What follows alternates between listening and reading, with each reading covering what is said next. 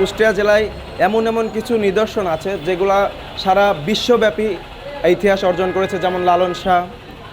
কিছুদিন আগে লালনের মেলা আপনারা দেখেছেন, সবচাইতে বড় আসর এইবার জমেছে। এজন্য কুষ্টিয়াতে মানে একটা ভ্রমণ কেন্দ্র বলতে পারি আমরা। কুষ্টিয়া জেলার মধ্যে আছে রবীন্দ্রনাথ ঠাকুরের বাড়ি এবং লালন শাহ, এসব আরও বিভিন্ন জায়গা আছে যেখানে মানুষ প্রতিনিয়ত ঘুরতে আসতেছে।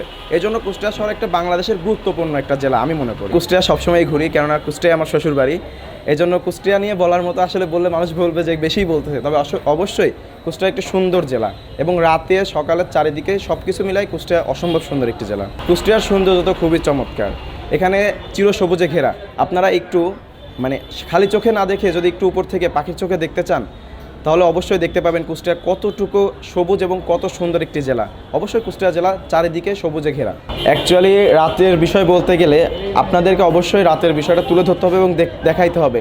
রাতের রাস্তার মাঝখান দিয়ে যেই লেনটা চলে গেছে এবং দুই পাশে যেই সবুজ সুন্দর সুন্দর গাছ লাগানো হয়েছে, একদম টোটালি একটা গ্রিন সিটি আমরা বলতে পারি। কুষ্টিয়ার এই সিটিটাকে আমরা গ্রিন সিটি বলতে পারি, কারণ আপনারা যদি একটু ঘুরে দেখেন তাহলে অবশ্যই বুঝতে পারবেন এবং চমৎকার একটা ভিউ আপনারা রাতের বেলায়ও পাবেন এই কুষ্টিয়া আসলে পারেন।